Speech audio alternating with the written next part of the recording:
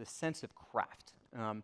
I believe, and I would argue, if you have an organization that is designed around finding spikes and empowering people who have spikes to do a lot, you inherently want to be looking for people who have a sense and obsession with craft, and that can be extraordinary speed and throughput in engineering. That can be perfectly built systems. That can be, there's someone on our sales team who says, I want to build the Alabama football program of sales, is really the focus. And there can be craft in many ways, in many parts of your department, but I think fundamentally it comes to finding people who are care about the details, are obsessive enough to go down into what copy you're putting into this press release.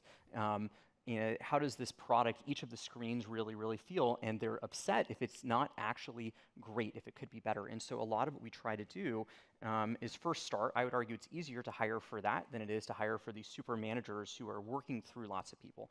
And so this came from this idea of, okay, we're gonna hire for craft, and we're gonna be have processes where we can actually discern ability to build well-crafted products.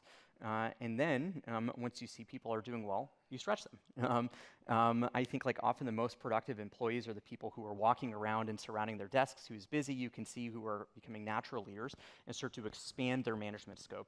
And so it came much more, I think the ability to find great people, continue to stretch them, to find great mentors, to go deep on the craft is a much easier thing. It has fewer defects in that process, and you could do much more reliably.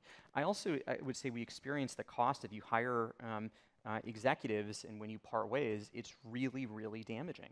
I'd argue not parting ways is probably more damaging, but the cost is enormous because it takes a number of months for them to build up their team.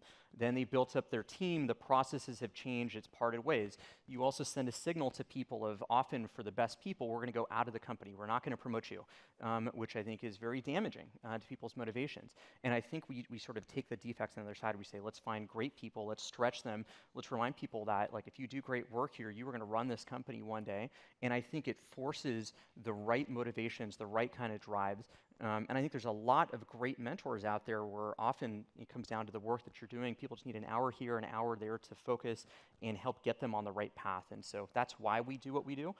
It could just be I'm bad at hiring executives, and maybe it's a me problem. But turning a bug into a feature or whatever. Yeah, it could be. But I think that for most people, we're just wrong a lot. Like I think about our growth team often that says like, if you're the best baseball player out there, you hit 30 to 40% of the times you're up at the plate, 60 to 70% of the time you miss, and you're like an all-time great. And I think in hiring, maybe the best are like 50% accurate. For senior folks. Especially. And so I just think that's too high and too costly. And unless you really know if you can be kind of discerning from people, go that way. I would do that.